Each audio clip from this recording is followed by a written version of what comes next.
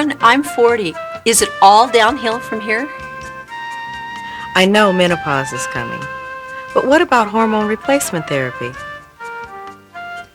My periods are irregular. Could it be cancer or is it menopause? My sexual desire is declining. Is there something wrong with me?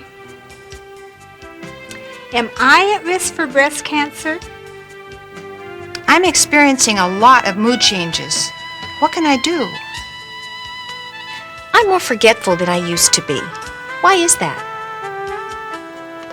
I'm having night sweats. Is this menopause?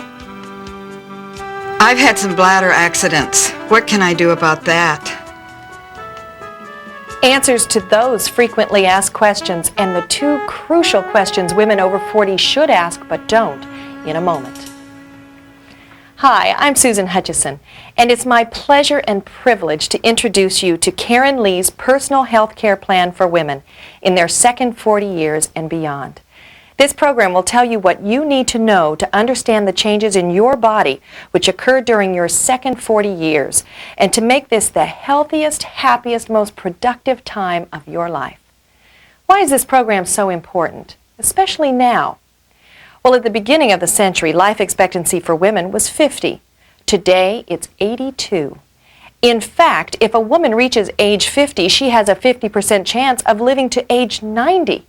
So every woman must now ask herself, how can I make those extra 40 years and beyond really worth living? That's the question which Karen Lee answers in her approach to women's health care. By regarding a patient as a whole person, the root causes of her health problems, not just her symptoms, can be discovered and treated. In addition, many disabling diseases and premature deaths among women can be prevented. But perhaps the most important lesson Karen Lee has learned in her specialty is that the years past 40 can be the prime of a woman's life. Now she brings this knowledge to you because your health is your business. Hi, I'm Karen Lee, and I want to thank you for allowing me into your home, and I want to congratulate you on taking this important step in improving your health, happiness, and sense of fulfillment in your second 40 years and beyond. How will you spend that half of your life? In poor health, in depression, behind closed doors due to alcoholism or disability? I hope not. You should spend them celebrating and becoming the most fulfilled, happy, and productive person that you can possibly be.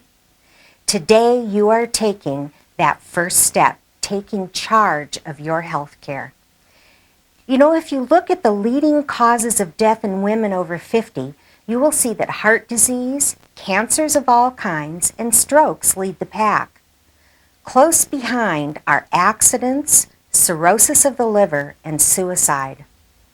These last three are strongly related to drinking problems and depression.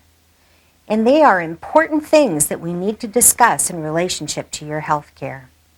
The profound tragedy is that early deaths and disabilities from these diseases can be prevented if women only knew more about how their own bodies worked and they understood their emotional needs and how to achieve them, and then constructively participate in their own preventive health care.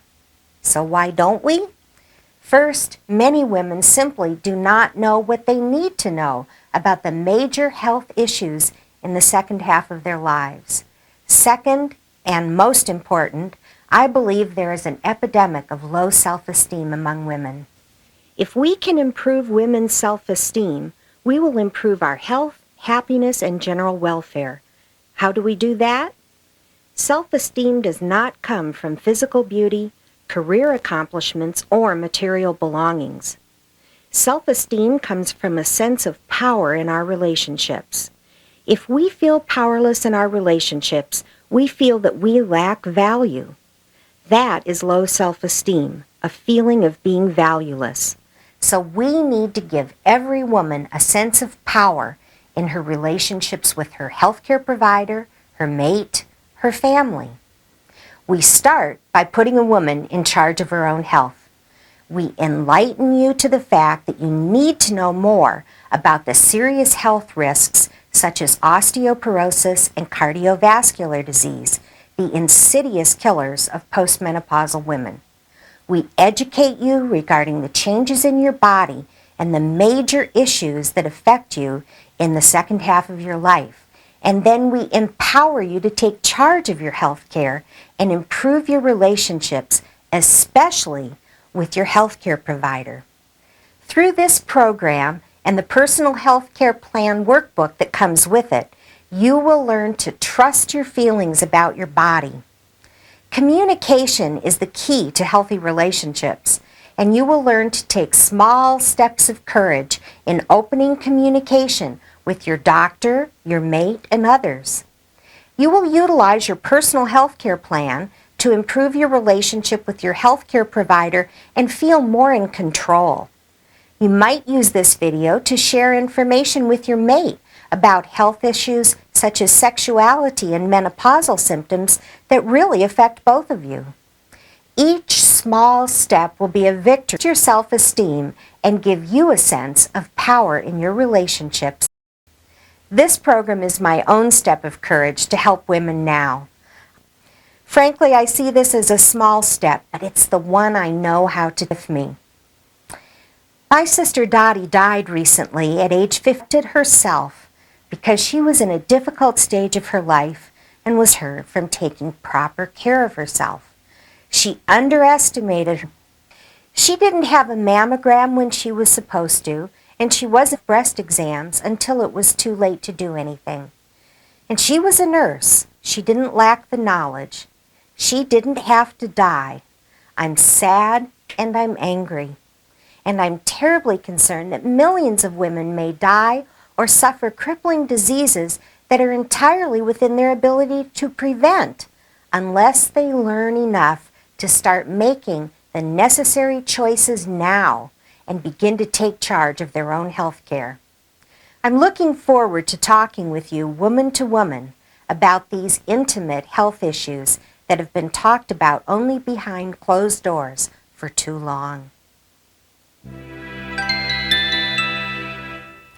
Developing your own personal health care program is easy. This program is not intended to replace your relationship with your physician, nurse practitioner, or other health care provider, but to complement those relationships. If you don't have a relationship with a health care provider, we hope this program will encourage you to pursue one. After you view each segment of this video program, you'll be prompted to stop the video and turn to the corresponding section in your personal health care plan workbook. There you'll find a short review of the topics that Karen Lee discusses in the video, along with additional information of vital interest or some inspirational thoughts. You'll personalize your personal health care plan workbook according to simple instructions given there. You'll also find one or more personal survey forms that are usually fun and always thought-provoking as you fill them out. Depending on the results of the particular survey, you may be surprised, delighted, or intrigued with what you learn about yourself. You'll also learn if there is cause for concern. If you do need to consult your health care provider, you'll be prepared to share the valuable information contained in your personal health care plan. Your health care provider needs that information to treat you as a whole person. You'll also know what questions you should ask and how to get the answers you need to be an equal partner with your health care provider in maintaining your well-being. The table of contents in your workbook lists the major topics covered. You may, of course, be anxious to jump ahead to topics of particular interest to you at this time. Feel free to do so. But please do not skip this next section in the video or workbook about your personal health history.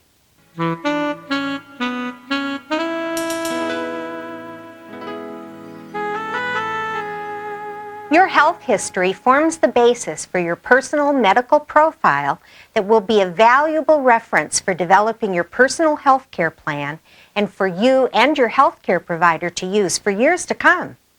There are a lot of questions to answer, and some of them may seem unnecessary or repetitive, but please take your time and answer all of the questions. We deliberately did not include places to check off "don't know." If you don't know, dig out old medical records. Call a family member or your doctor's office to get information that is as accurate and complete as possible. It really is worth the time and trouble. Remember, it's your health. Your health is your business, and you're worth it.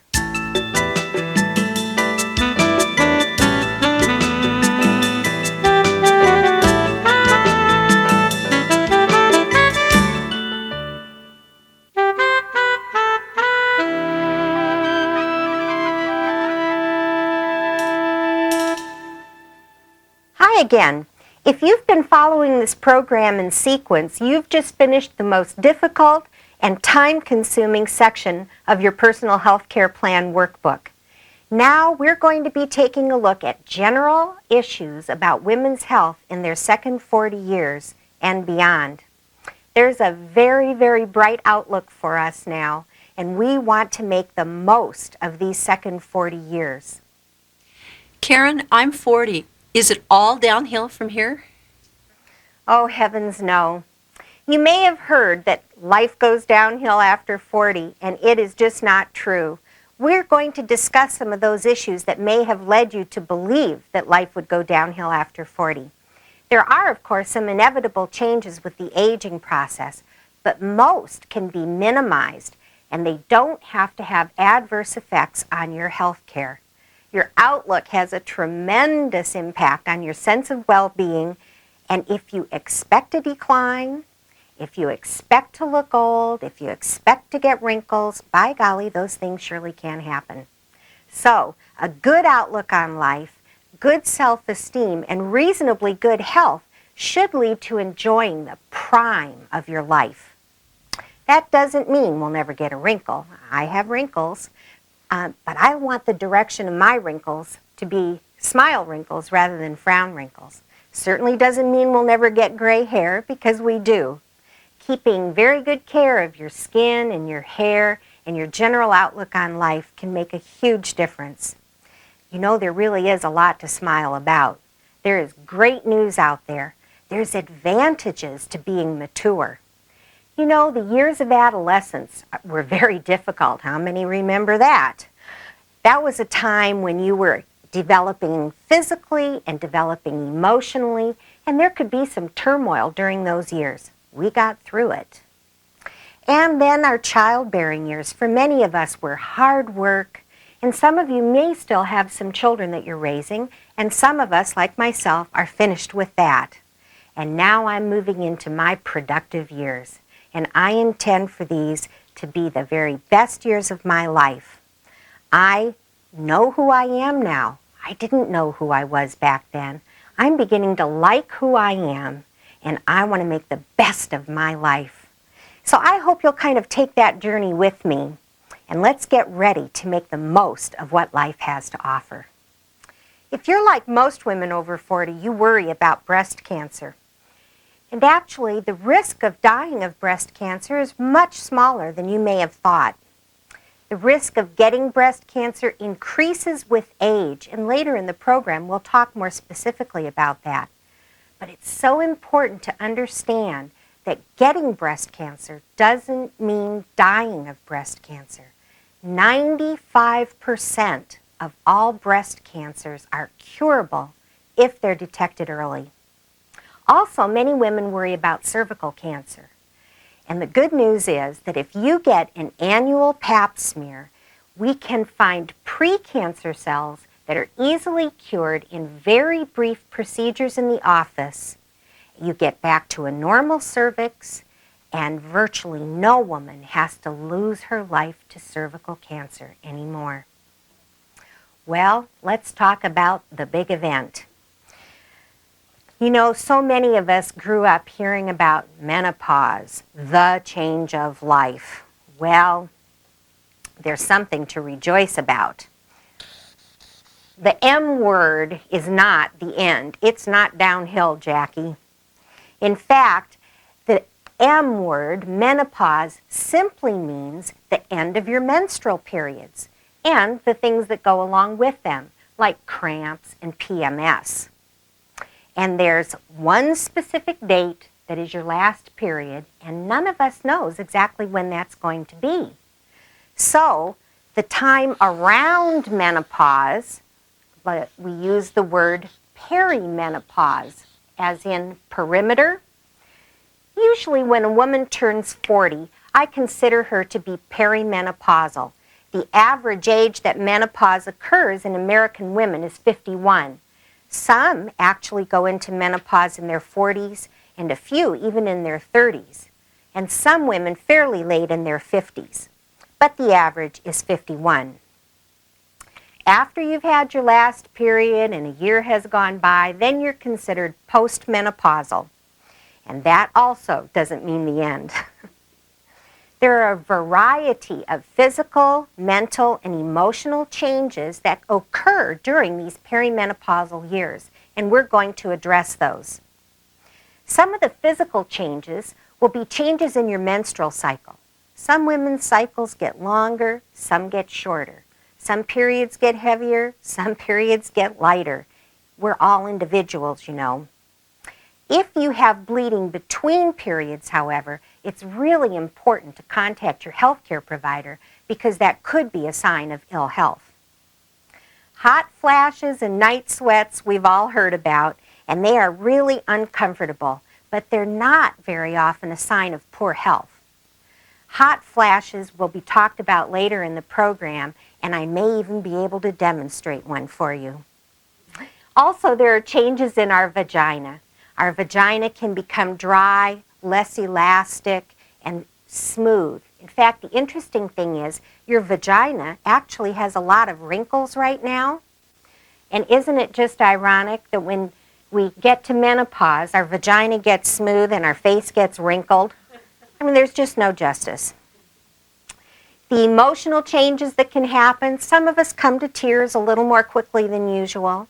Some of us express anger more quickly than we used to. Some people withdraw from family and friends, and that's really not a good thing to do. Many women suffer depression during these menopausal years. And some use alcohol to numb their pain, and that's not a solution. There are many, many helps for these problems in perimenopausal women. There are statistics that show that up to half of women will suffer depression sometime in their life. And this is a treatable condition. It is not a character defect. So many women are afraid to complain of depression because they think it means there's something bad about them. But it's not. And we'll be talking more about that later in the program. There is much, much help for women who suffer with this. Also, we can have some difficulties remembering things, and that's so frustrating. One day at the office, I was about to call a pharmacy. Now, I have been here for a long time, and I have pharmacy numbers memorized, and I went to push the buttons, and I couldn't remember the number. And I got scared. I thought, oh my gosh, my mind is going. And a lot of women come into my office and are afraid about these memory lapses that they're having. These are usually temporary, and as long as you know that, it's much less anxiety producing. How do you decide when you need medical intervention? If you are having hot flashes, night sweats, vaginal dryness, upsetting emotional or mental changes, or you miss 3 periods in a row, it is time to call your healthcare provider. Actually, anytime you feel like you need to talk, because it's important for you to trust your own feelings. Don't really require medical care. You'll have a change in the elasticity of your hair, could feel dry and could change texture, and of course may change. Facial cleansers is really important. But there's also some other give you a boost. Getting a new hairstyle, going to get a facial or a manicure or a pedicure is a really great way to feel good. And local beauty schools usually offer these services at very inexpensive prices. Besides good personal care, the best assurance of your second 40 years being the prime of your life is to set personal goals. Some of you may have a career, and you may want to set a new goal to achieve in that career. Others who haven't worked outside their home may enjoy doing some volunteer work. Just think of the years of wisdom that you have that you can offer to people in your community. You can make a very big difference. You have talents, you have energy, and you need to use those talents and energy. Now you're going to turn to your personal health care plan workbook to start setting some goals for your sake.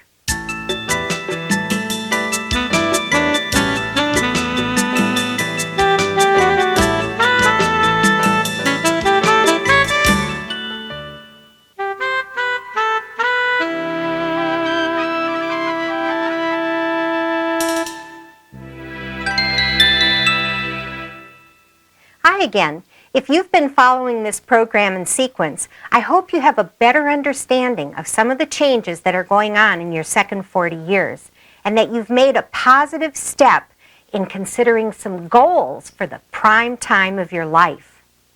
In this segment, we're going to go deeper into the emotional and social issues that affect us in our second 40 years. There's going to be more goal setting because we want to lead into these years being the most productive and fulfilling years of your life. And we're also going to tackle some of the difficult questions that women in this age group often ask me. I'm experiencing a lot of mood changes. What can I do? I'm more forgetful than I used to be. Why is that? It's especially important to understand how our physical changes actually impact our mental and emotional well-being and our sense of self-esteem. Our hormonal system affects every cell in our body, and it's particularly widespread in the nervous system. Neurological complaints include numbness, altered touch perception, loss of balance, memory lapses, depression, anxiety attacks, decreased sexual response, among others. When we look at the body at the level of the cells themselves, we see that the hormone estrogen affects both the cell wall and the nucleus of the nerve cells, so the transmission of messages from nerve cells can decrease. And when messages move from one nerve cell to another in the brain, and that's affected by loss of hormones, it's no wonder that we have a problem with forgetfulness.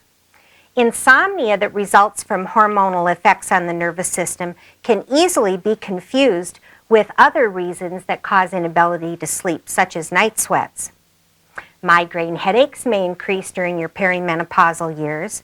Also chronic fatigue, which can be very difficult to diagnose.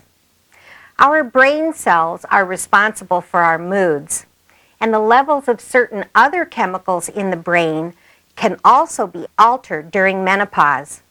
And this increases your chance of having depression and anxiety disorders.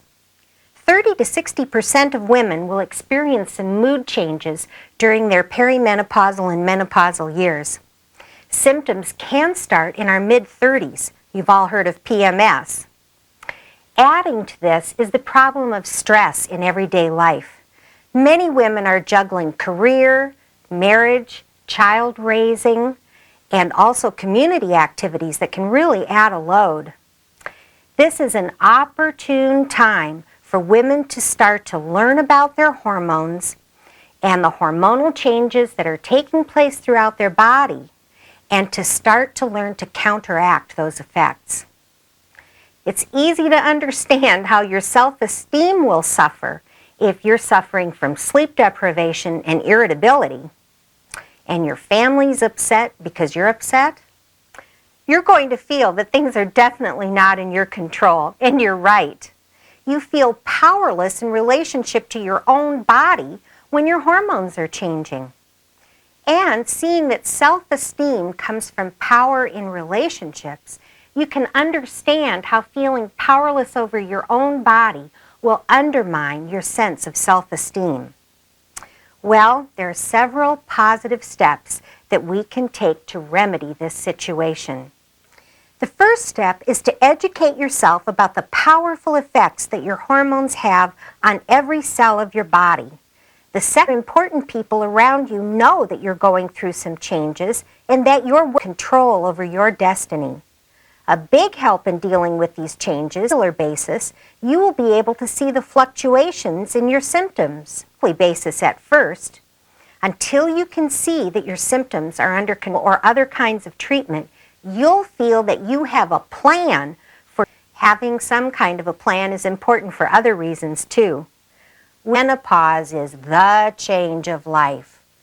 Let's rephrase it for a change in life. If we look, then it's time to start setting some goals. Let's look again at our achievable and clearly fit into our lifestyle.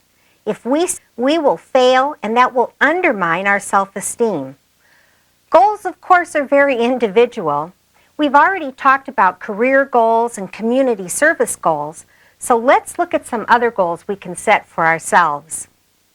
You should set some very definite goals regarding your personal health care at this time, and as you progress through this program.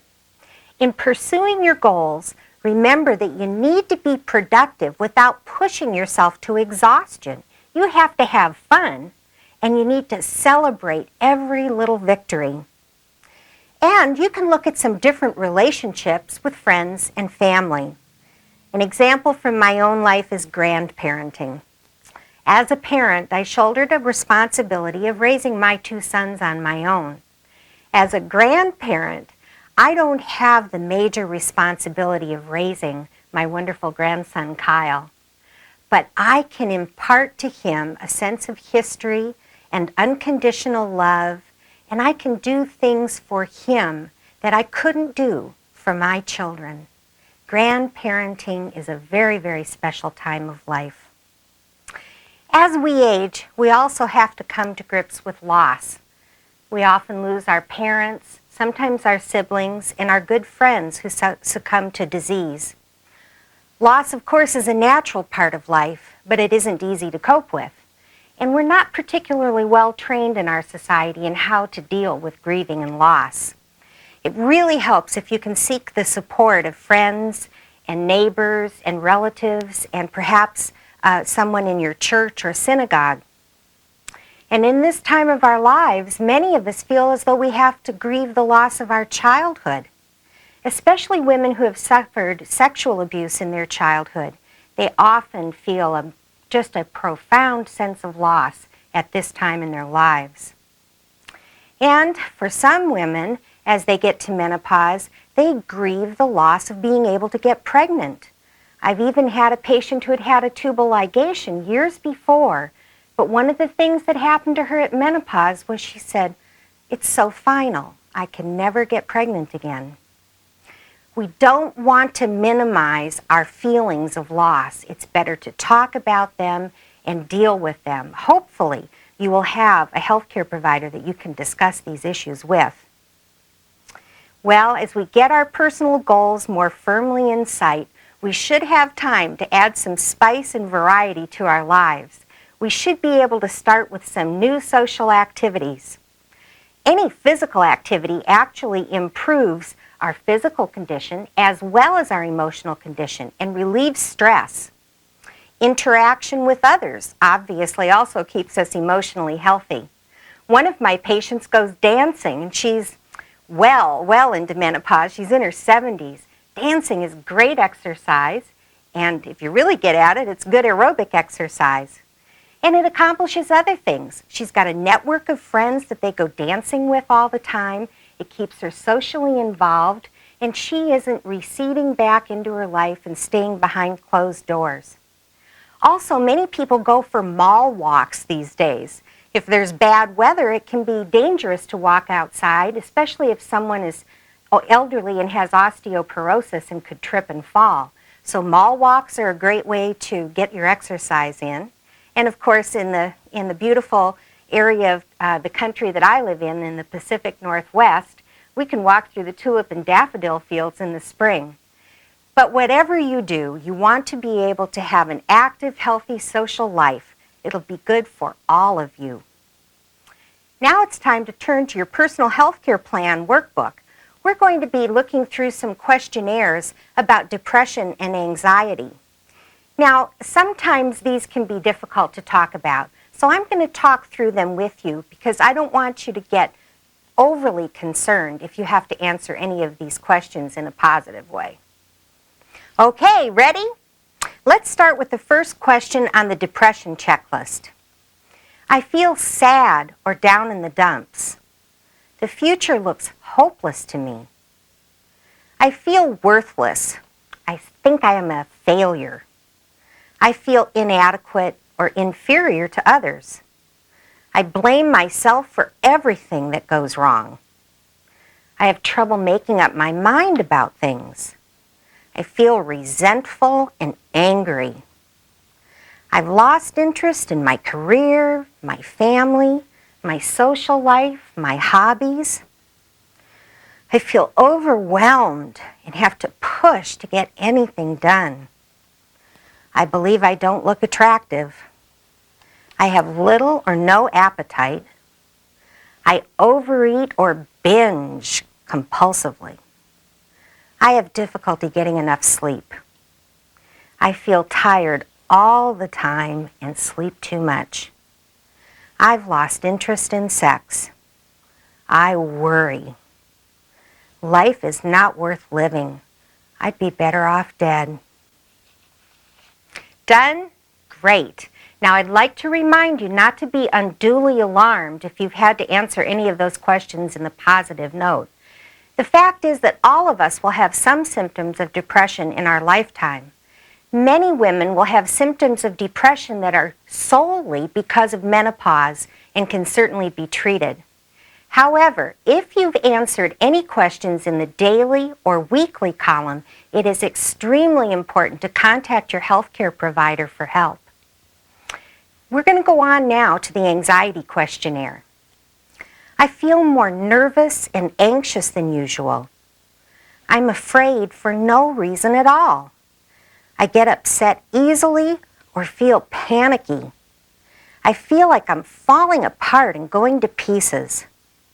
My arms and legs shake and tremble. I'm bothered by headaches and neck and back pains. I feel weak and get tired easily. I can feel my heart beating fast. I'm bothered by dizzy spells. I have fainting spells or just feel faint. I get feelings of numbness and tingling in my fingers and toes. I'm bothered by stomach aches and indigestion. I have to empty my bladder often. I have nightmares and I feel worried. Done? Wonderful. Once again, I want to remind you that if you're experiencing, call your healthcare provider. Whatever the reason is for them, before we begin the next part of your personal healthcare program.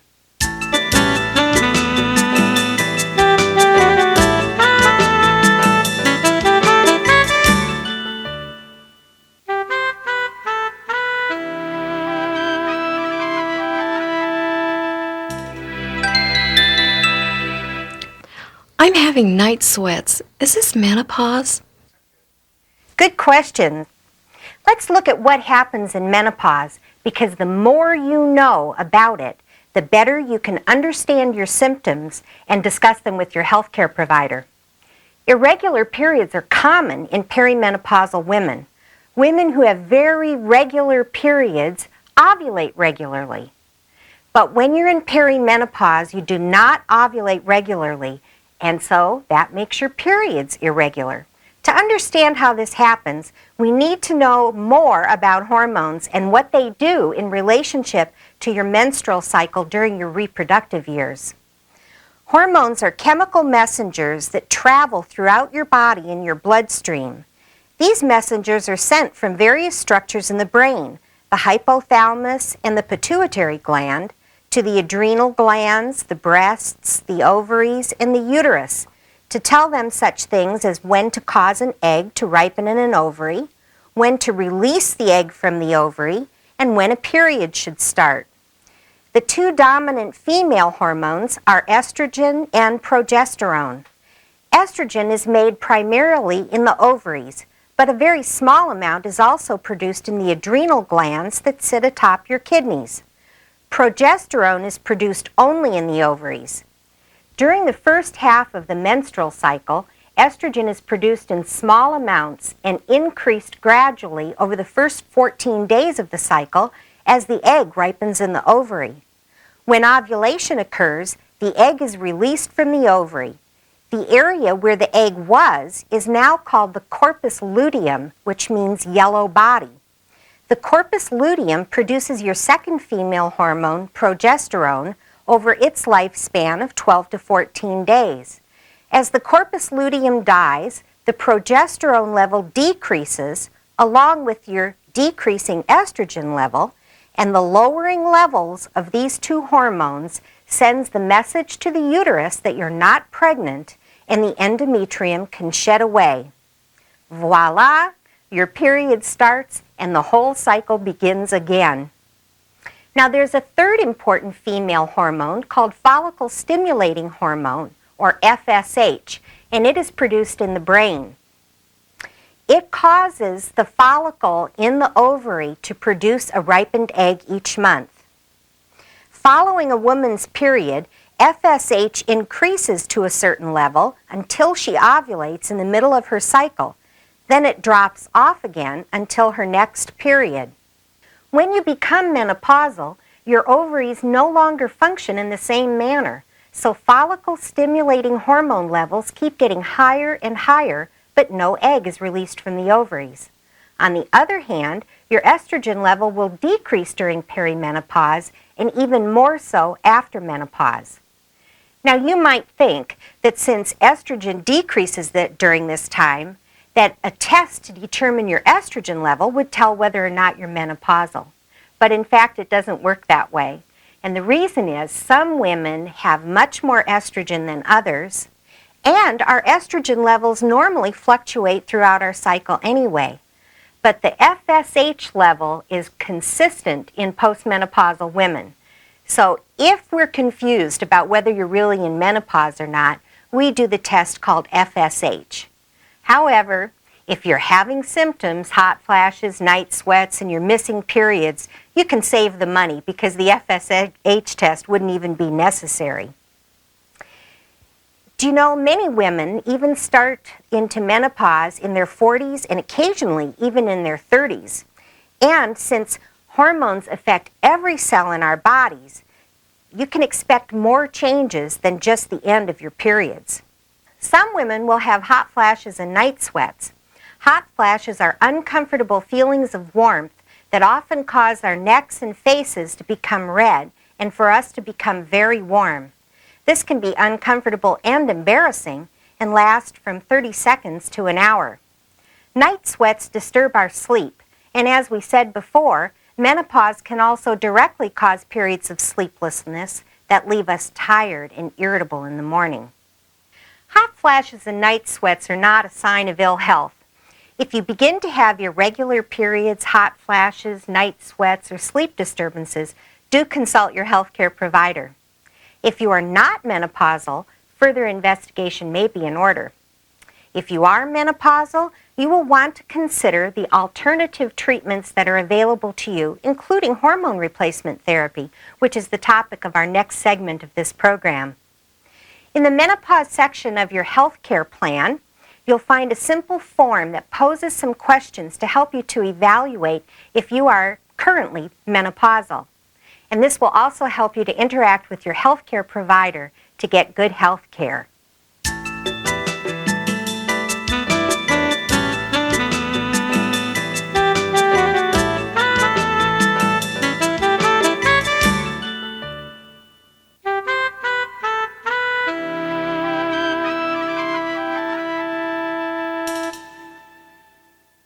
I know menopause is coming, but what about hormone replacement therapy? Most women can benefit from hormone replacement therapy, HRT for short. Eliminating hot flashes, night sweats, improving your vaginal tone, and mood swings is reason enough to take hormone replacement therapy for some people. But the key here is to choose. And in order to choose, you need to understand all the risks and benefits that apply to you individually. Some people argue that menopause is a natural process and that we shouldn't use hormone replacement therapy. Actually, many diseases are natural processes, but you certainly wouldn't choose not to treat them. However, I do think that considering estrogen replacement therapy is really important. Let's talk about the benefits of estrogen replacement. Well, when your estrogen is deprived, your vagina becomes less moist, less supple, and less able to lubricate adequately for intercourse. Also, because sexuality is so important in your second 40 years and beyond, you want to be able to completely enjoy your sex life. For some women, just using vaginal lubrication is adequate, but for others, estrogen is required. Whatever you choose to do about it, it's much healthier to deal with the issue than to have a decline in a comfortable and happy sexual relationship. Discussing this problem may be difficult for some women. It's hard sometimes to go into a healthcare provider to talk about your sex life. And I would like you to invite your partner to watch this segment of the program. Perhaps that would help him to understand what's happening with you. Some women may have trouble losing urine when they cough or sneeze or run or on their way to the bathroom. That kind of a problem is very frustrating, can be very embarrassing, and we really can do something about that. Hormone replacement therapy often helps this kind of bladder weakness. And in a later segment of the program, we'll discuss this more fully. And how about those mood swings? Oh boy, if you all remember adolescence, well, this is the mirror image of adolescence. We have mood swings. Now, the hormonal changes are not in your head. They're in your hormones. Don't let anybody tell you to just snap out of that mood swing. It just isn't that simple. Please be gentle with yourself. This is a difficult time, and you're going to hopefully be empowered to get all the help you can in conjunction with your healthcare provider. Don't be hard on yourself, and don't let others be hard on you either. If you're like many women who have put their occupation and their family ahead of their personal concerns, you may find that you might have to pay more attention to your body now. Your body is saying, I want attention, and you're going to have to heed it. You also need to enlist the support of your friends and your family and anybody else who is a good companion to you. And have your family share some of the household responsibilities. You know, it's actually good for teenagers to learn how to run the washer and the dryer.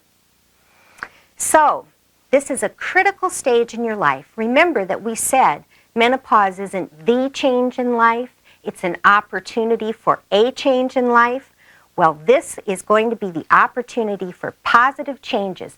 So let's take charge of this situation, and then you will have a prime of your life. Call your healthcare provider. Tell him or her the symptoms that you've been having, and ask if hormone replacement may be the best option for you.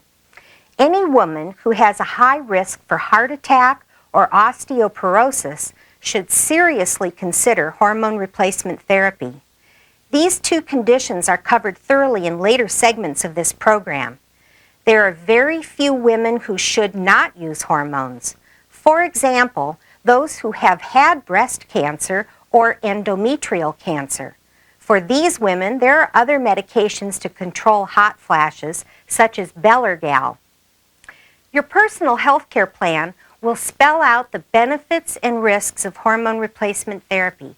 Consider these along with any risk factors that are indicated in your personal family history and your doctor or nurse practitioner's opinion. And that will help you to come to your own decision about using hormone replacement therapy.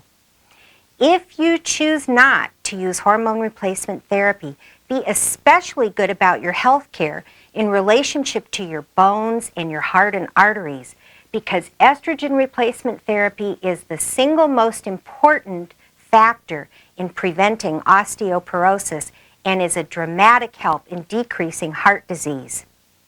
If you do choose to use hormone replacement therapy, how should it be prescribed? Well, basically, there are three options. If you have had a hysterectomy, if your uterus has been removed, you may choose to take estrogen alone. If you still have your uterus, it is important to take progesterone along with the estrogen. Progesterone counteracts the cancer-causing effects of estrogen on the endometrium, the inside lining of the uterus. You may take estrogen plus progesterone continuously, or you could go on estrogen for days 1 through 25 of the month, adding progesterone on days 16 through 25 of the month. And at the end of the month, no medication at all. At the end of the month, you may have some bleeding. New hormone replacement therapy products are becoming available all the time. The most common way to take hormone replacement therapy is in pill form. Several of these products are listed in your workbook. Estrogen is also available as a skin patch marketed as Estroderm and available in 2 dosages. Estroderm can be a good choice for women who have stomach or liver problems that might prevent proper absorption of pills. Estrogen is also available in shots, but is rarely used. Progesterone is prescribed in pill form. Most of these pills are synthetic progesterone. Some women may have mood swings, and then we switch them to natural progesterone. If you choose hormone replacement therapy, your next responsibility is to monitor your health. You need to speak with your healthcare provider if you have any of these signs: vaginal bleeding, sharp pains in your legs, chest pain, headaches that are unusual for you, no improvement in your symptoms, or anything that worries you. Remember, communication is the key to a good healthcare relationship. Friends and relatives do love to give advice, and I tell my patients, thank them politely and then call Karen. If you do have bleeding, an ultrasound or endometrial biopsy will be necessary to make certain that you don't have the beginning of endometrial cancer. Both of these tests can be done in a short visit to your healthcare provider's office. Ultrasound is rarely uncomfortable. An endometrial biopsy, however, can be uncomfortable, and I would usually prescribe a pain medication for a patient to take an hour before the procedure is done. You have a fibroid on the top of your uterus right here, and the fibroid is usually not a worrisome thing, but we should keep track of its size. And then let's take a look at your ovaries. This is your right ovary, and this is a cyst on the ovary. It's not a very big one, and it looks very non-worrisome because it's totally fluid. If the results of those tests are reassuring, sometimes just a slight change in your hormone prescription will stop the bleeding problem. With all the information in your personal health care plan, you will be able to communicate your preferences and concerns very effectively with your health care provider, who should be able to help you decide. But here's the bottom line. You, not your doctor, not your nurse practitioner, you are the only one who can decide whether or not to use hormone replacement therapy. You can change your mind, but if you decide against it after you've already started, please discuss it with your healthcare provider first. Now, let's turn to your personal health care plan.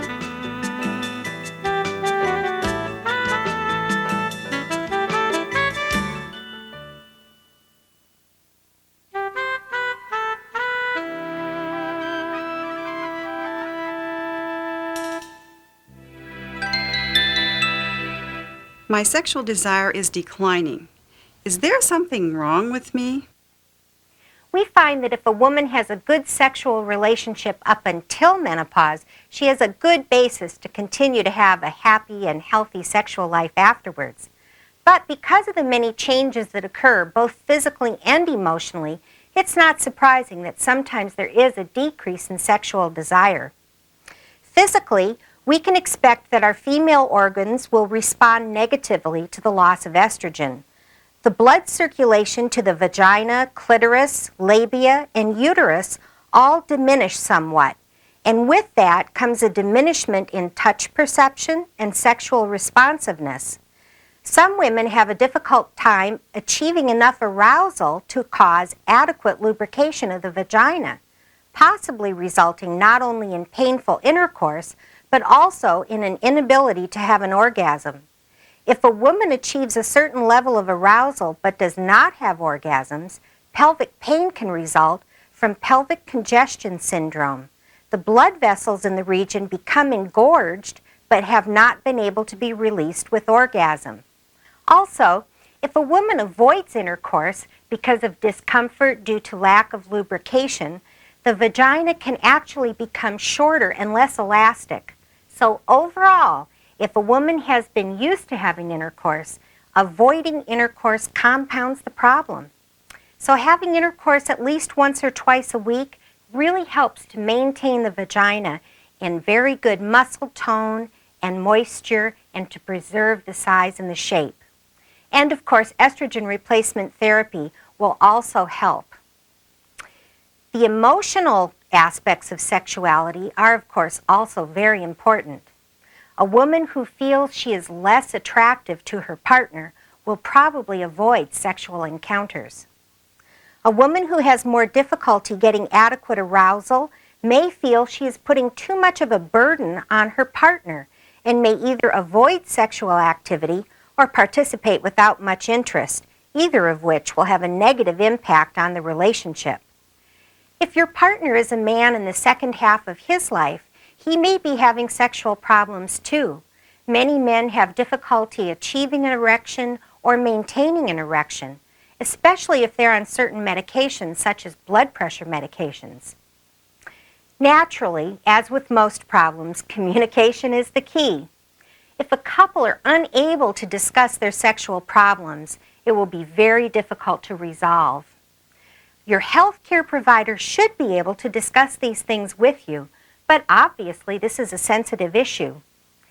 If you find that you are not able to talk to your health care provider comfortably, perhaps you could get a referral to someone who specializes in sexuality counseling. Alcohol consumption can also be a factor in reduced sexual desire and has also been shown to retard the ability to reach a level of sexual excitement and to have an orgasm for both men and women. Over the long term, tobacco use also affects sexuality because it causes changes in the circulation to all parts of our body.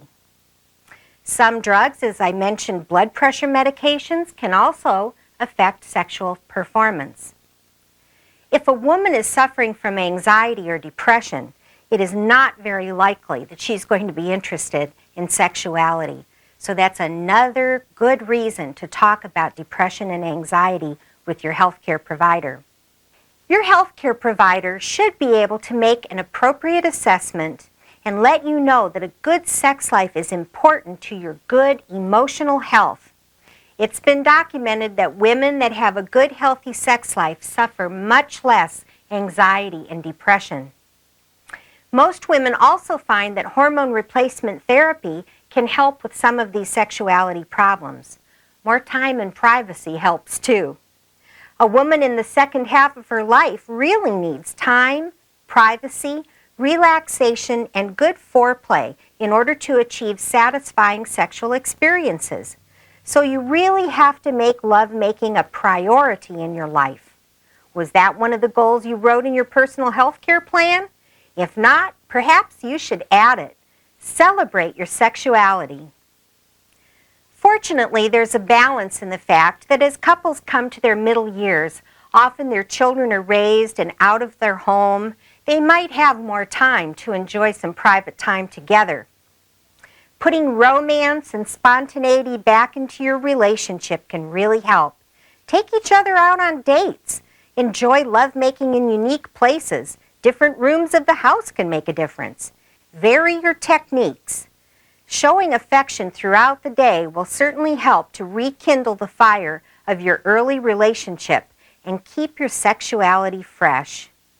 But now, just as we have our romantic juices bubbling, we have to remember that in your perimenopausal years, you may not ovulate every month, but if you do, you can get just as pregnant as you did when you were 20.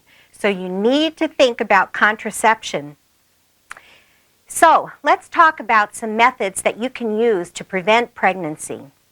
There are, of course, many contraceptive methods, including sterilization, diaphragms, sponges that are used with spermicide, spermicidal foam, creams or jellies, one of the newest called Norplant, Depo-Provera injections, IUD, which stands for intrauterine device, cervical caps, and of course, birth control pills.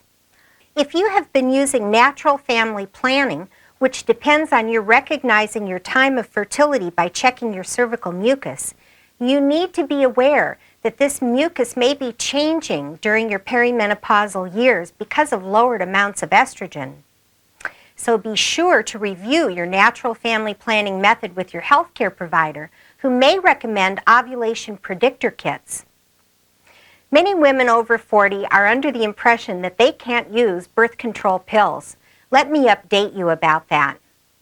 There are several reasons not to take birth control pills. If you are a smoker over age 35, they may increase your risk of heart attack. Other reasons to not take birth control pills would include high blood pressure, diabetes, or a family history of your mother, father, sister, or brother having a heart attack before age 50. On the other hand, research shows that there are many benefits to taking birth control pills, even right up until the time of menopause. Some benefits include a lower risk of developing ovarian cancer and endometrial cancer in your lifetime, and lower rates of anemia. Birth control pills also help maintain bone density at a time when you may be starting to develop osteoporosis. Many of us remember hearing about the risks of birth control pills 30 years ago when they contained very high doses of estrogen, up to 150 micrograms. Now they range from 50 all the way down to 20 micrograms of estrogen per dose. Many perimenopausal women are good candidates for using low-dose birth control pills to help control the frequency and amount of their bleeding episodes, along with the other benefits. However, it is very important that you have a thorough evaluation by your healthcare provider before making that decision. You may find that your healthcare provider might find it difficult to talk about sexuality issues. So if your doctor or nurse practitioner does not ask questions, perhaps you could take a step of courage and say something like, "I seem to be having a decrease in my sexual desire," or perhaps, "I'm having discomfort when I'm intimate with my partner."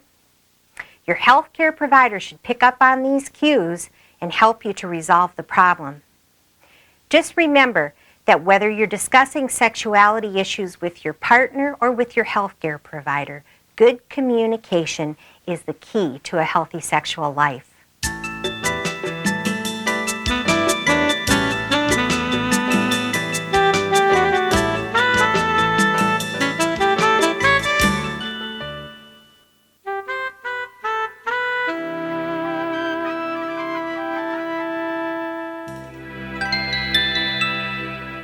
Here we come to the first question that women over 40 should ask, but usually don't.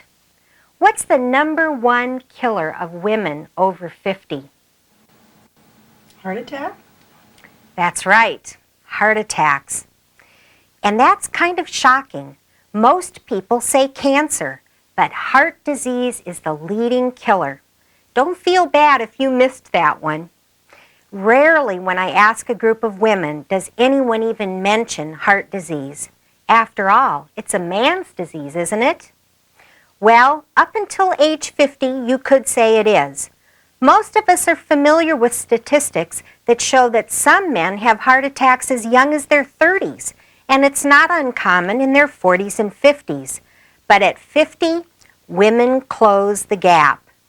The primary male hormone, testosterone, actually works against men's heart and arteries. But our female hormone, estrogen, works in favor of our heart and arteries. And it does that in two ways. First, estrogen keeps the cells of the artery walls very pliable, so the wall is able to pump blood through with a vigorous muscular rhythm. Second, estrogen causes a woman's liver to break down the fats in our diet into more good cholesterol, called HDL, than bad cholesterol, called LDL. Unfortunately for men, testosterone does just the opposite. Therefore, they have more problems with cholesterol building up in their arteries, which causes heart attacks. So we women are fortunate that estrogen works in our favor. But what happens after menopause? Our estrogen supply is diminished, so we can begin to have heart and artery problems. Women who can and do choose to use hormone replacement therapy tend to keep their heart and arteries in much better condition, and their bad cholesterol levels remain low. If, however, you cannot use estrogen, then it's very important to do other health measures to keep your heart and arteries in good condition, especially changes in diet and exercise patterns. Of course, there are additional risk factors for heart disease in women. The number one risk factor is smoking, followed by family history of heart disease, obesity, stress, high blood pressure, high cholesterol, excessive alcohol intake, and diabetes. Smoking is strongly associated with a risk for heart attack, and anyone who smokes should quit. If you smoke a pack of cigarettes a day and you stop before age 50, you could actually add years to your lifespan. The sooner you quit smoking, the sooner your body can heal itself and recover from the untoward effects of smoking. Family history of heart disease is a risk factor you can't control. However, if your personal health history shows that people in your family have had heart attacks under the age of 50, have your cholesterol checked regularly. Diet and exercise will keep your cholesterol under control and your heart in excellent condition despite the bad luck of having been born into a family with a history of heart disease.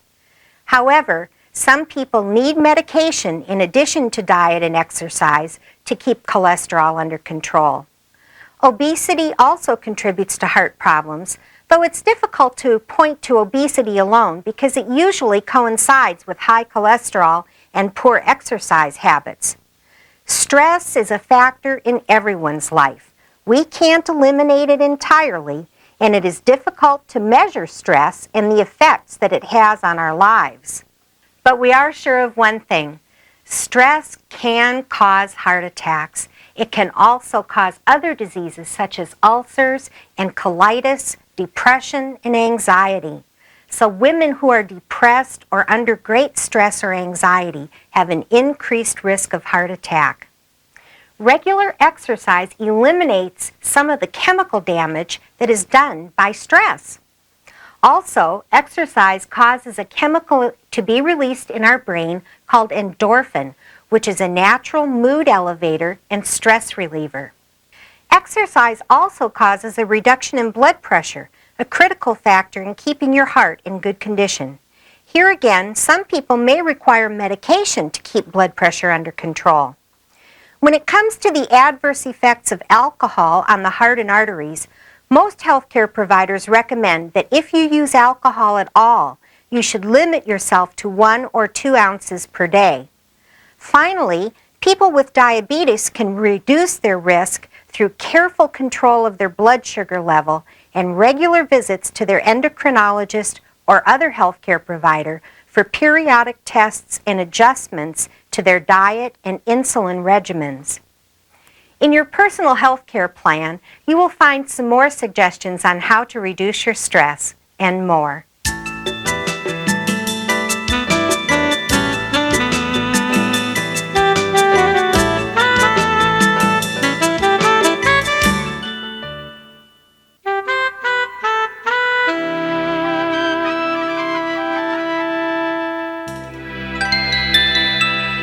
My periods are irregular. Could it be cancer or could it be menopause?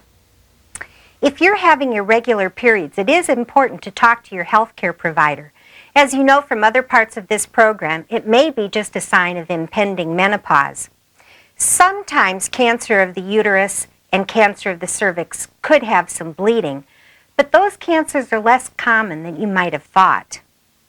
In fact, lung cancer is by far the leading cancer killer of women, followed by breast cancer, bowel cancer, and then other forms of cancer.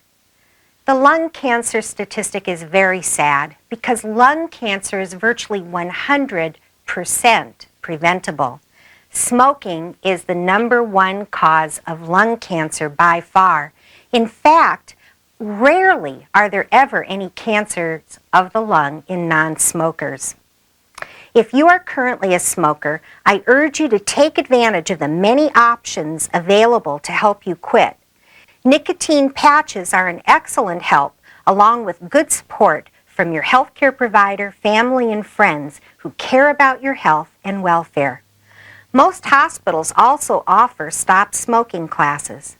As soon as you quit smoking, your lungs can begin to repair themselves. In fact, even if you have pre-cancer cells already in your lungs, stopping now can prevent you from developing lung cancer. Emphysema is damage caused by your smoking habit to your lungs that is not reversible. So the sooner you quit smoking, the less likely you are to get that disease. It's very common for people to have to try to quit smoking 2, 3, or even 4 times before they succeed. So don't be discouraged. Just get help and you will succeed. The second most common cancer in women is breast cancer. But getting breast cancer and dying of breast cancer are two very different things. Statistically, women in America have a 1 in 9 chance of developing breast cancer at some time in their lives. But 95% of breast cancers can be cured. So getting breast cancer is not a death warrant. The vast majority of breast cancers occur after menopause, and the risk increases with age. Some good news is the fact that breast cancers that develop after menopause are usually less aggressive than cancers that develop earlier.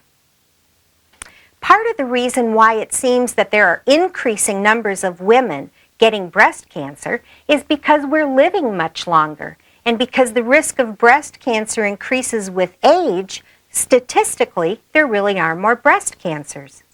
The #1 risk factor for developing breast cancer is whether your mother or sister has had it, raising your chances to 1 in 5.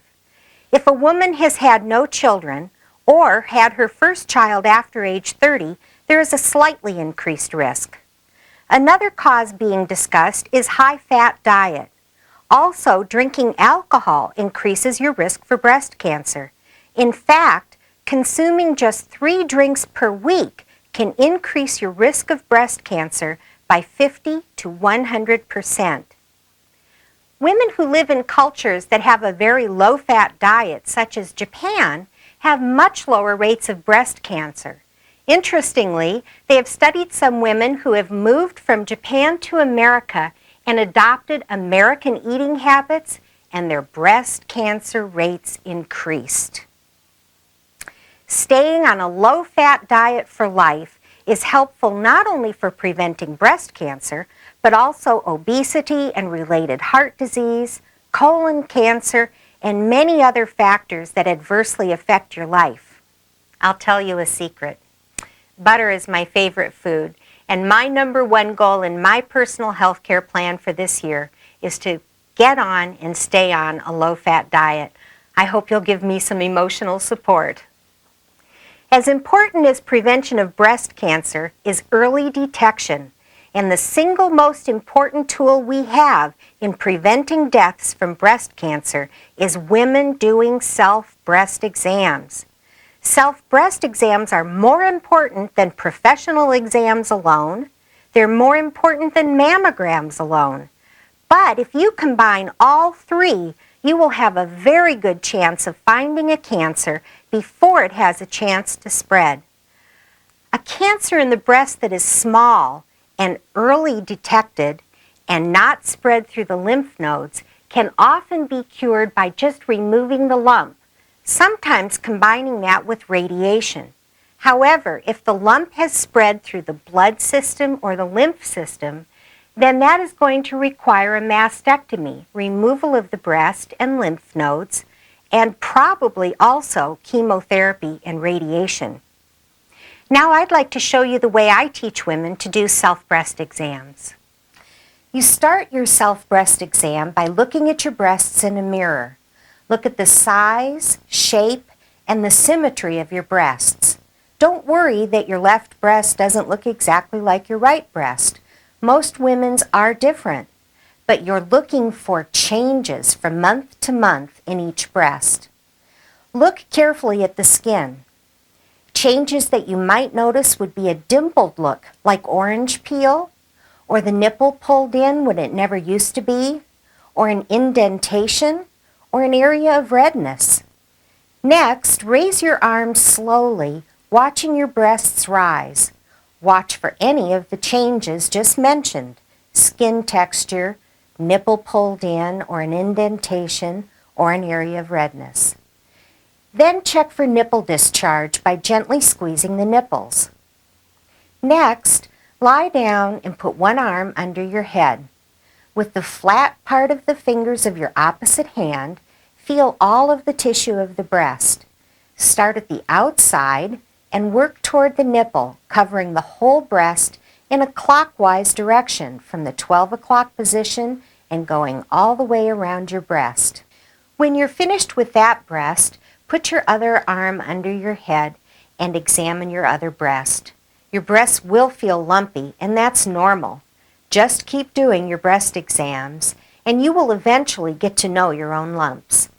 Check under your arms, too, because breast tissue extends all the way under your arms, and also because lymph nodes can become enlarged with a breast problem. Some women draw a map of their lumps and compare them each month. Anything that worries you is worth a phone call to your healthcare provider. Well, Sue, you did a good job. The most important things to remember are you need to be consistent about doing your breast exams. You cannot do too many breast exams because they're not dangerous. The very worst thing you can do is ignore a lump. I want you to trust your own feelings. You are the expert on your own breasts. Let's discuss mammograms for a minute. Mammograms, like all tests, are not perfect. They can miss some very small cancers. However, they can also find a mass that turns out not to be cancerous. But the lives of millions of women have been saved because of finding a mass on a mammogram when it is very small and easily cured. Sometimes they can even remove the lump and not have to do a mastectomy. Mastectomy is a controversial issue. The reason is that some surgeons firmly believe that any size of a cancer in a breast means that the breast should be removed. Others feel that you can remove just the lump and do some follow-up with radiation or chemotherapy. If a lump is found in your breast by yourself, your healthcare provider, or a mammogram, it is vitally important that you discuss your fears, concerns, and desires regarding treatment. You have a right to know all possible treatment options. You have a right to a second opinion, a third opinion, or a fourth opinion if you need to. Talk to as many healthcare professionals as you need to until you feel confident about a decision regarding care for your breast cancer. Now let's talk about cervical cancer. Some women are at higher risk for cervical cancer than others. The risk factors include being sexually active prior to age 18, having more than one sexual partner in your lifetime. This is a risk factor because one of the major causes of cervical cancer are viruses that are usually sexually transmitted. So the more sexual partners you have, the greater the chance of being exposed to those viruses. And smoking is a contributing factor to cancer of the cervix. Cancer of the cervix used to be one of the leading causes of cancer in women. Since the invention of the Pap smear, the death rate from cervical cancer has plummeted. Now I can say with absolute confidence that if every woman were to get a Pap smear every year, there would be virtually no deaths from cervical cancer. Some women don't know what a Pap smear really is. They think that whenever they have a pelvic exam that they have had a Pap smear, but that's not necessarily true. A Pap smear is a test for cancer of the cervix. When we obtain a Pap smear, we take a sample of cells from your cervix, which is the opening into the uterus. Now, no woman likes to get a Pap smear. It's not pleasant, though certainly much more pleasant than procedures that you would have to go through if you did develop cancer of the cervix. Some women cannot feel a Pap smear being done. Others have some difficulty with the discomfort of having a speculum inserted in their vagina. Some offices use metal speculums, hopefully they get them warm, and some use plastic speculums. We actually obtain the cells from your cervix by using either a wooden spatula or a very soft brush, and there's only momentary discomfort. A Pap smear can detect precancer cells well before they become cancerous. When a pathologist looks at cervical cells from a Pap smear under the microscope, it is evident from the appearance of the cells whether they are normal, inflamed, precancerous, or cancerous. If precancerous cells are detected on your Pap smear, you will need to have a more definitive diagnostic test. This is called colposcopy. A colposcopy is a test that allows the practitioner to look at your cervix through a magnifying instrument called a colposcope. The abnormal area can be identified and biopsied if needed. Once the diagnosis is made, the cure can be done right in the office using procedures that take only 2 to 5 minutes with little or no anesthesia, minimal discomfort, no recuperation time, and no long-term complications as a result of the procedure. However, if a woman does not have a Pap smear on a regular basis, she can develop cancer of the cervix, which would require a hysterectomy, removal of the uterus, or even possibly a radical hysterectomy, which is a much more extensive surgery. It always saddens me when a woman comes into my office who has not had routine Pap smears and we find cancer of the cervix, because it's so unnecessary. No one should have to die of cancer of the cervix anymore. By the way, a Pap smear is not a test for cancer of the endometrium or the body of the uterus. In order to detect cancer of the endometrium, we use a small instrument called an endometrial biopsy tool. We put this in your uterus and gently scrape some of the cells inside the uterus. Finally, of all the cancers diagnosed in women, only 4% are ovarian.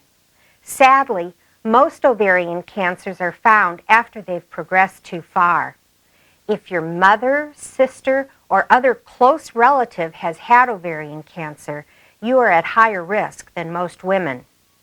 And often there are no symptoms until the tumor is so large that it's putting pressure on your bladder or your bowel. However, most ovarian cancers can be found in an annual exam by your healthcare provider feeling your ovary, and if it is enlarged, then you need to have some diagnostic tests. That's why your best preventive measure for this type of cancer is an annual pelvic exam. Should your healthcare provider find an enlarged ovary, ultrasound can help make the diagnosis. If you are at high risk for ovarian cancer, you may want to request a yearly ultrasound of your ovaries. If the question persists, you should have a blood test called CA-125. Like many tests, CA-125 is not perfect, but it will certainly aid in making a correct diagnosis. If ovarian cancer is detected early, it can be cured. So the earlier the detection, the better the cure rate. So the message I want to end this segment with is this. If you're a smoker, do your best to quit as soon as possible. Do self-breast exams routinely every month. Have a pelvic exam every year. And even though it's unpleasant, have a pap smear every year.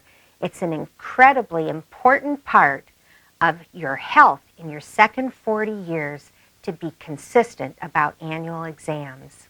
We must not be fatalistic about cancer anymore. There are many different treatments for cancer, and new ones are being discovered all the time. Please do not let fear keep you from doing annual exams or acting on your concerns. Trust your feelings and your instincts.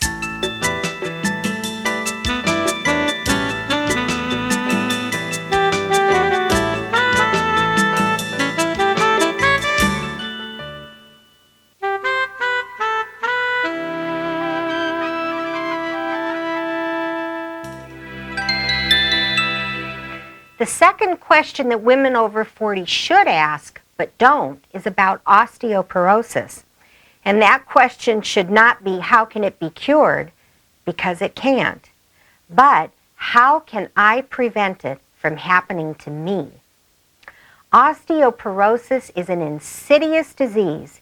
It happens gradually, invisibly, and irreversibly. Osteoporosis involves loss of calcium from the bones, so they become less dense, much weaker, and more prone to fracture. Women are much more likely to get osteoporosis than men, and it occurs primarily in women well past menopause.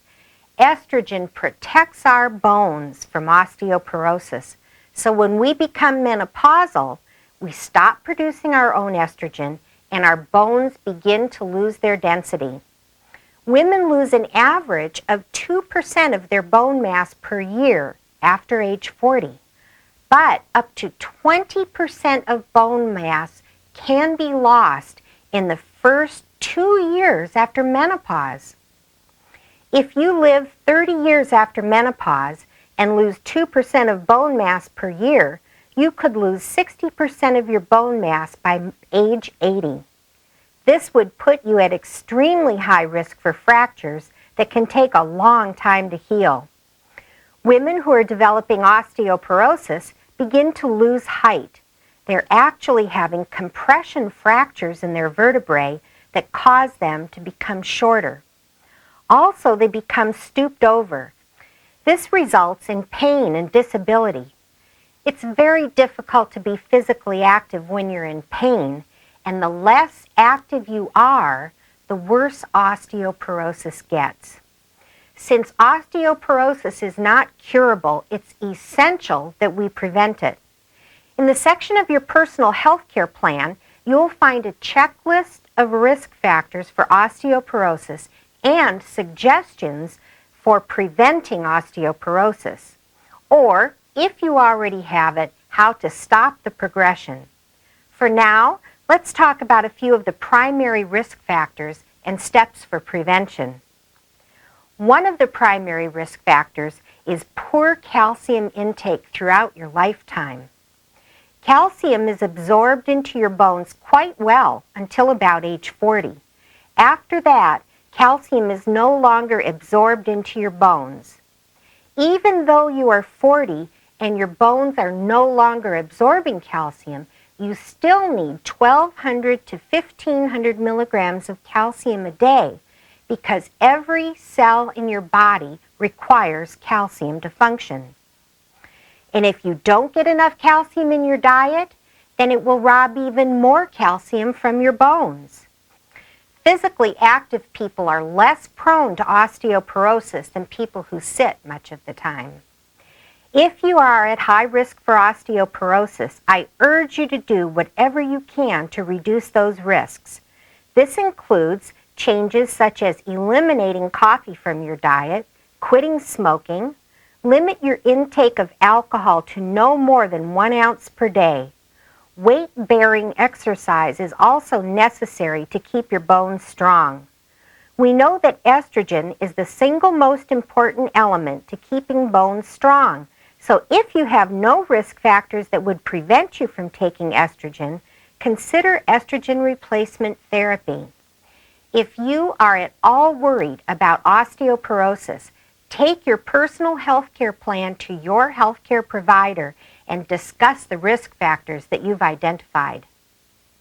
Tests are available to determine your bone density. The most common of these tests is called DPA. Women who cannot or choose not to take estrogen should have a DPA test every year or two. If substantial bone loss is detected, medical treatment may be necessary. Current treatments for osteoporosis can have some undesirable side effects and are used very cautiously.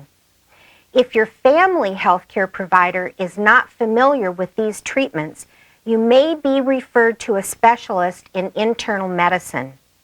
There is hope for those of you who already know that you have osteoporosis and right now may be feeling a little helpless about your condition. You can arrest further bone loss and you can protect yourself from bone fractures. Good posture is necessary to keep your spine straight and healthy, and exercises that stretch your pectoralis muscles will keep you from becoming stooped over. Weight-bearing exercise, such as walking, helps prevent osteoporotic fractures of the hips. The use of hand weights while walking or exercising also helps prevent wrist and arm fractures. Plastic bags of powdered sugar are comfortable and convenient. Before starting any new exercise program, it is essential to discuss this with your healthcare provider.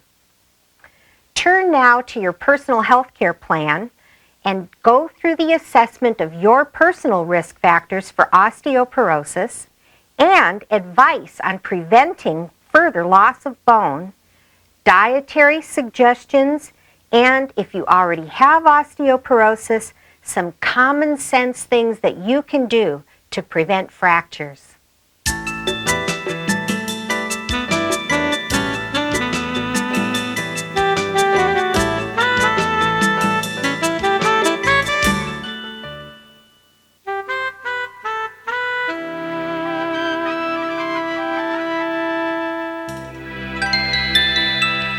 The changes that go on throughout your entire body just prior to, during, and after menopause affect your vagina and the tissues around your vagina called the vulva. As you might expect, the vagina is very responsive to the hormone estrogen, which keeps the vagina soft, supple, and moist. Estrogen also helps the muscles that surround the vagina and support the bladder and the rectum. As estrogen decreases, it is not uncommon that some women will have discomfort with intercourse. Even women who are using estrogen pills sometimes need to have estrogen cream to use in their vagina. Most patients who use estrogen cream are surprised at how remarkably effective it is in relieving any discomfort with intercourse. For some women, water-soluble lubricants alone are adequate. You must be careful, however, not to use petroleum-based products that can actually cause vaginal infections and other problems. Water-soluble lubricants are readily available in your drugstores. They can be used with satisfaction by most women. An occasional woman will have an allergic response such as itching or burning. It's important to talk to your healthcare provider if you're having pain with intercourse. There are many different causes for pain with intercourse besides hormone decreases. For example, you could have an infection that could cause pain. The most common of these infections is yeast infections, and they usually cause itching. Yeast infections are not dangerous, they don't do any damage, but they're a terrible annoyance. They can be caused by taking antibiotics, by eating too much sugar, drinking too much alcohol, and One of the first signs in diabetes for women can be yeast infections. Two other conditions called lichen sclerosis and the other called vulvar vestibulitis or vestibular adenitis also affect the vulva, the tissues around the opening to your vagina. Both of those conditions cause itching and pain with intercourse. So if you continue to have pain with intercourse and your healthcare provider has not been able to make the diagnosis, it's important to see a gynecologist who would probably be more likely to diagnose either lichen sclerosis or vestibular adenitis. In addition to infections, itching may be caused by reaction to products such as soaps, detergent, and toilet tissues. Postmenopausal women should use only white, unscented toilet tissue and stay away from soaps that contain perfumes and deodorants. The tissues there are very fragile and you want to take very, very special care. Another common problem that women get is called bacterial vaginosis. It's an infection that is caused by several different bacteria, and when they get together in significant enough numbers, they can cause a discharge that commonly has an odor, and they usually notice that that odor is worse after intercourse. The vulvar irritation that comes with this particular condition usually has a burning sensation with it. Bacterial vaginosis doesn't cause damage. It's a terrible annoyance, but it is curable. It's very important to be able to talk to your healthcare provider about these issues so that you can be properly diagnosed and treated. Sexually transmitted diseases can occur in women of any age. If you do not have one steady sexual partner, you need to protect yourself. Using condoms is very important. This can be a very difficult area to discuss with your healthcare provider. However, public health clinics in most cities have clinics specifically for sexually transmitted diseases, and the personnel there are trained to discuss these issues in a forthright manner and help make it easier for you to talk about them too. There are also sexually transmitted disease hotlines to call for information and referrals. It would be wonderful if everyone felt comfortable enough to discuss this issue, and I hope one of the outcomes of this program is that you will see that a good healthcare provider is willing and able to discuss intimate problems with you that you can do with comfort. I've had patients approach this subject with me by saying, I'm having some discomfort in an area that's very personal and difficult to talk about. That's a good way to lead into this subject and to prompt your healthcare provider to start asking some questions. Questions that a good doctor or nurse practitioner will ask include, do you have discharge from your vagina? Are you having itching, burning, or odor? Are you having pain with intercourse? Do you have one steady sexual partner? If so, for how long? Are you certain that the sexual relationship is exclusive? Would you like to be checked for sexually transmitted infections? If your healthcare provider asks those questions, it's important for you to realize that he or she is not making a character judgment, but actually doing a thorough job of taking care of you.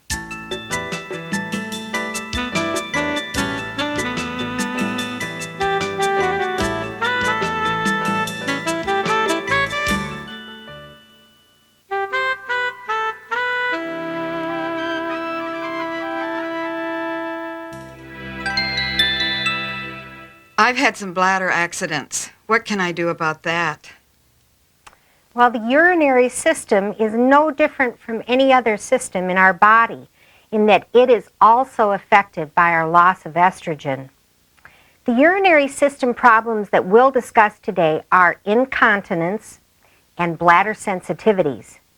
The most common problem that women have with their bladder after menopause is urinary incontinence, which means an involuntary loss of urine. This generally happens with coughing, sneezing, running, lifting, and sometimes it happens when you have a strong urge to empty your bladder and you're on the way to the bathroom and you don't quite make it there. There are different causes for urinary incontinence. A bladder infection that is so mild that you may not have the usual symptoms of pain can still cause incontinence. It could also be caused by a lack of support by the muscle wall that is between your vagina and your bladder. If that muscle has weakened, the bladder falls into the vagina. This condition is called a cystocele. The muscle itself is called the pubococcygeus muscle. We call it PC for short. If this problem is very minor, you can sometimes correct it by doing an exercise called a Kegel exercise. This exercise strengthens the PC muscle. The way to do a Kegel exercise is to pretend that you need to empty your bladder and you have to hold it. You should practice when you sit on the toilet to empty your bladder. Sit with your knees wide apart, start to empty your bladder, then stop. Hold to the count of 5 if you can, then start to empty your bladder again and stop again. If you do this consistently and a lot of times every day, it could take up to 3 months to notice a dramatic difference. So let's start a really good practice by doing about 100 Kegels a day. An easy way to remember them is to do them whenever you're driving the car or washing the dishes. If you have been postmenopausal for some time and have not used estrogen, and you are able to use estrogen, you may find that that can make a significant difference in this bladder situation. Many women will also use the vaginal estrogen cream for a month or so and notice a dramatic improvement in their ability to control their bladders. If there's no significant improvement after a few months of consistently doing your Kegel exercises, you may need to have a surgical repair of your bladder.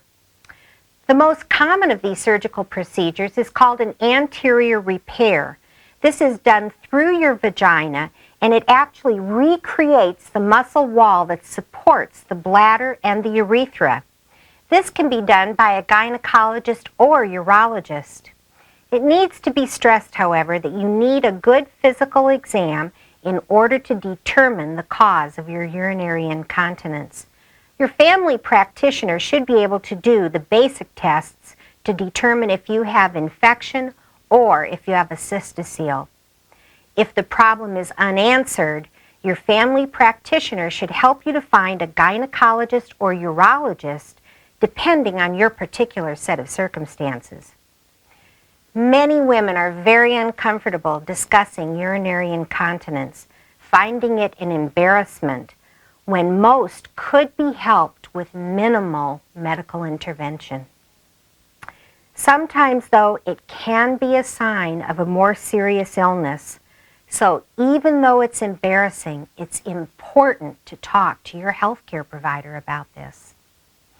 If you find it uncomfortable to say that you're losing urine, you might say, "I'm finding that I need to wear a pad on a regular basis." Your healthcare provider should ask if it's because you're losing urine or if you're having vaginal discharge, and this will help to lead the discussion for you.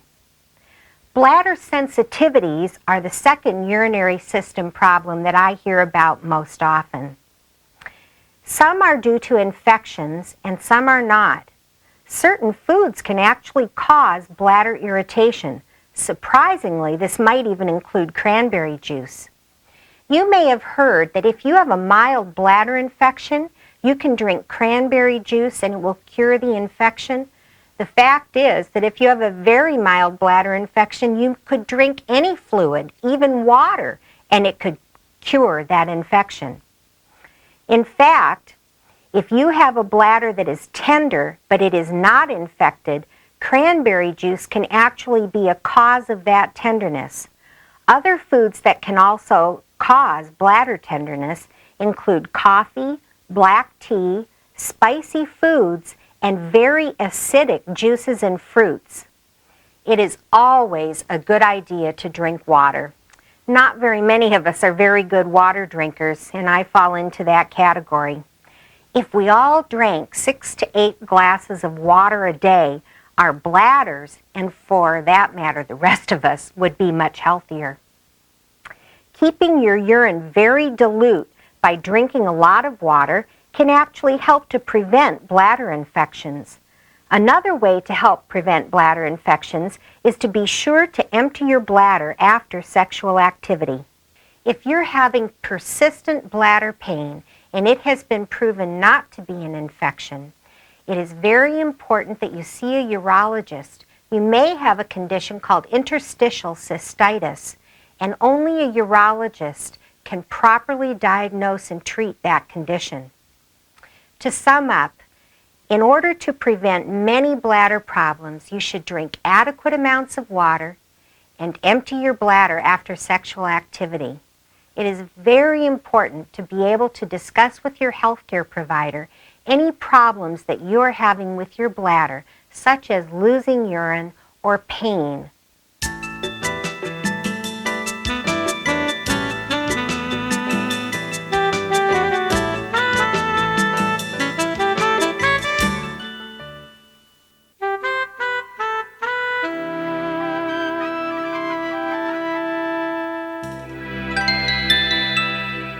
As we enter our second 40 years, we need to consider 2 primary aspects of bowel care. The first has to do with maintaining good bowel function, and the second with prevention and early detection of bowel cancer. As we age, our bowel system tends to slow down. There's a natural motion of the intestines called peristalsis. And when your intestines function properly, peristalsis keeps the contents of the bowel moving along very smoothly and steadily so that you will have normal bowel movements without constipation or diarrhea. There are 3 basic rules to keeping your bowel functioning properly no matter what time of life you're in, but especially during your second 40 years. First, it is important to have fiber in your diet on a daily basis. Your personal health care plan lists some foods that are high in fiber. The second rule is to drink plenty of water, at least 48 ounces per day. And the third rule is to get regular exercise. Exercise plays an important role in keeping peristalsis in good function. Diarrhea and constipation can be signs of poor bowel care, but can also indicate some other conditions. Just as some women have problems with the muscle wall in the vagina weakening and the bladder falling down, you can also have a weakening of the wall between the vagina and the rectum. This is called a rectocele. The symptoms that go along with a rectocele can be difficulty emptying your bowel. Some women find that they have to put a finger in their vagina to actually help to push the stool out. A rectocele can be repaired by a simple surgery called a posterior repair. This is usually done by a gynecologist. Some women have trouble losing stool involuntarily. This can be because of poor muscle tone at the anus, which is the opening to the rectum. For any of these more serious problems, a visit to your healthcare provider is definitely in order. The second primary aspect of health care in your second 40 years related to your bowel is prevention of bowel cancer. During your routine annual exams, you should have a rectal exam, and they will be able to check your stool for blood. The American Cancer Society recommends that all people over the age of 50 have an exam of their rectum and colon called a sigmoidoscopy. These can be performed by your family practitioner, an internist, or a specialist in diseases of the colon and rectum. This specialist is called a gastroenterologist or a proctologist. A good dietary habit that includes high fiber and adequate fluids is also helpful in preventing cancer. Many reputable sources recommend foods that are high in vitamins A and C to help reduce risk of cancers, especially those of the colon and rectum. Decreasing the amount of fats in your diet is also thought to be helpful in reducing cancers of the intestinal system. The most common symptom of cancer of the colon or rectum is blood in your stool. Anytime you notice blood in your bowel movement, it is important to bring this to the attention of your healthcare provider immediately. It is not always cancer. It may be something as simple as a hemorrhoid, but it is essential that this be very carefully evaluated. Finally, if you have a family member who has had cancer of the colon or rectum, bring this fact to the attention of your healthcare provider so that they can be sure to screen you for these types of cancers.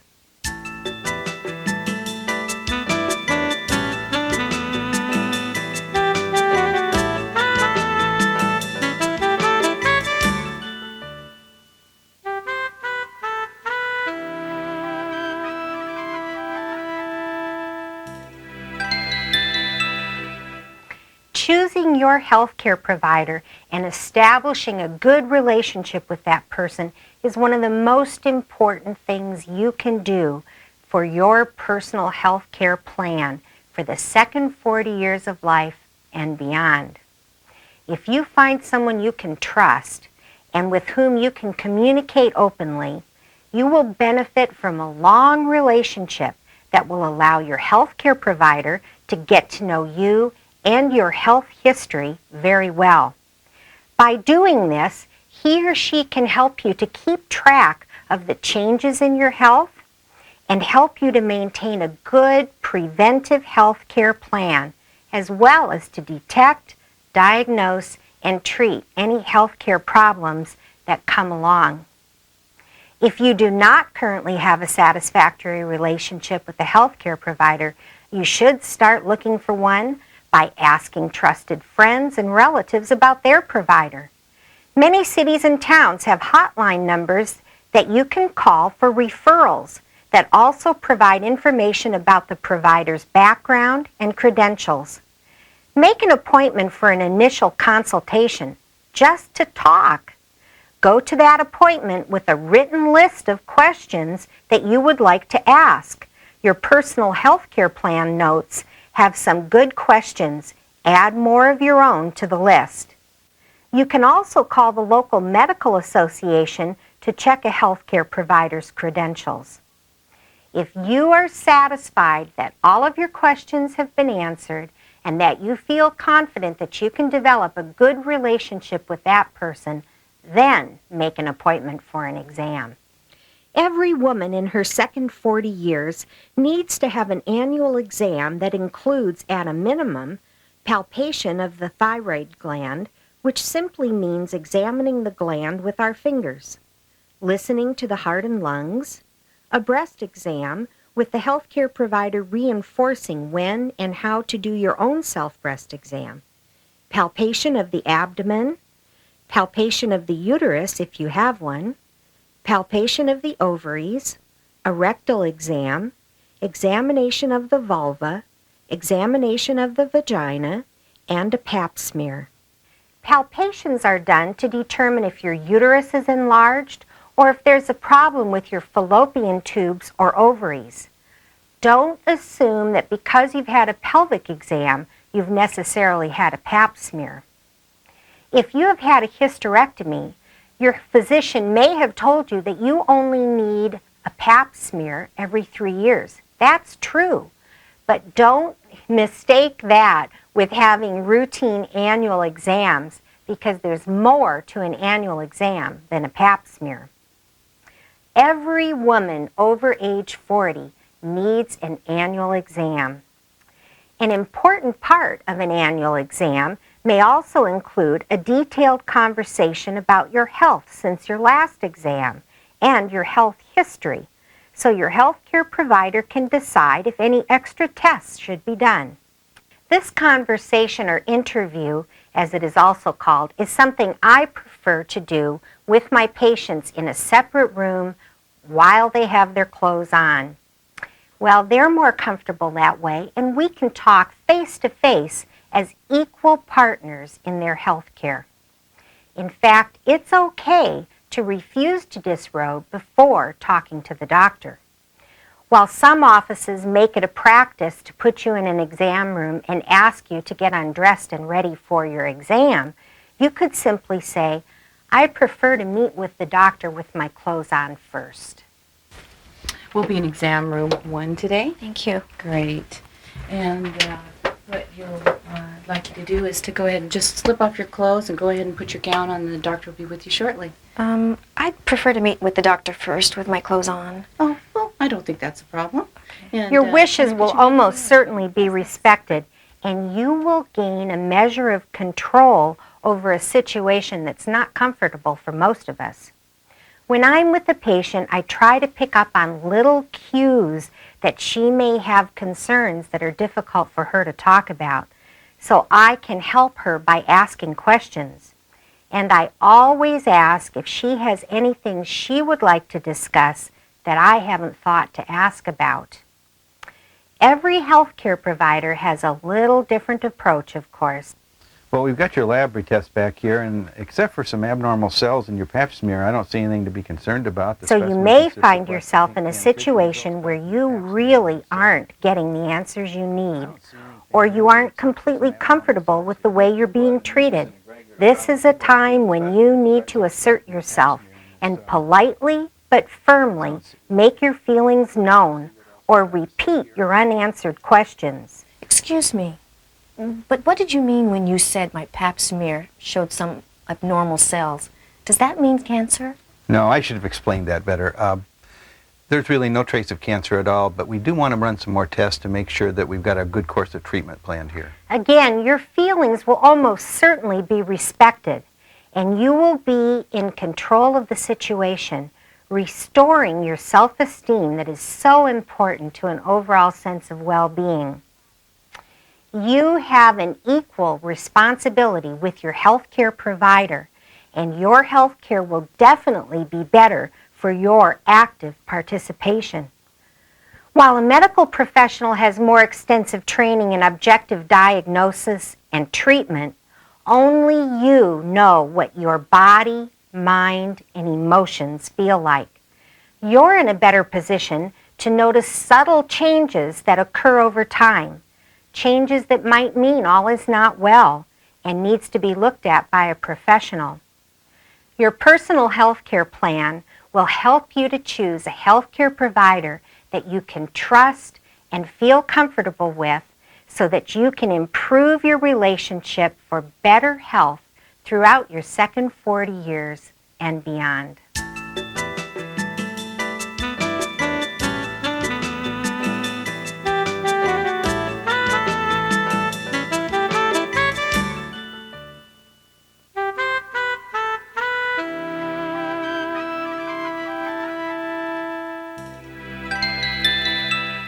Congratulations!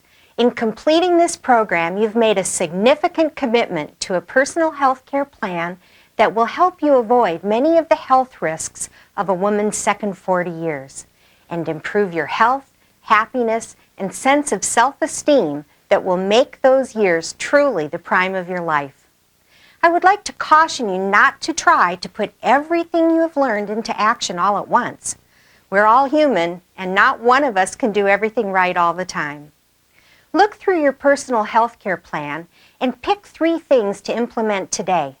Make additional changes as you can without overwhelming yourself and making yourself feel like a failure. We all need to feel successful at what we do.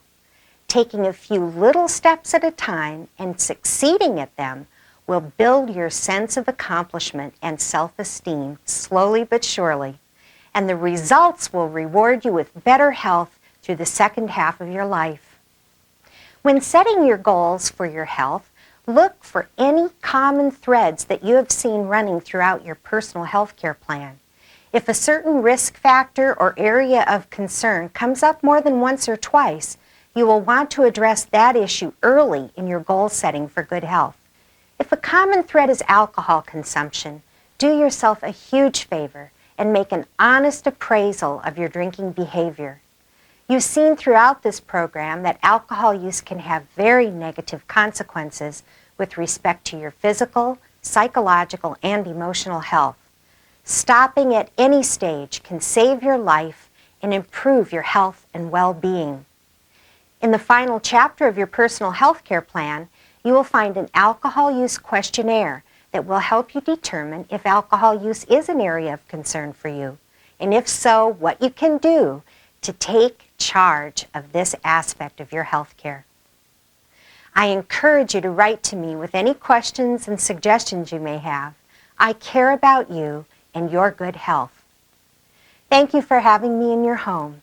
Here's to the prime of your life.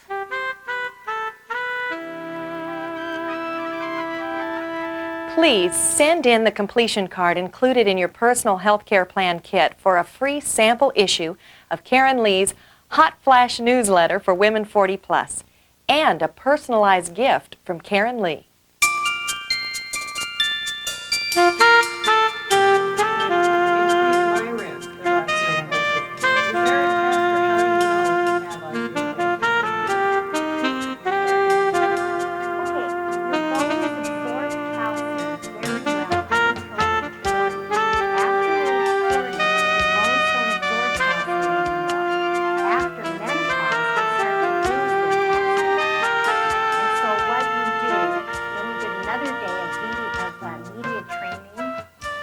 And that day was really something. After that one, they called it a post-mortem. I said, oh no, no, I don't do post-mortems.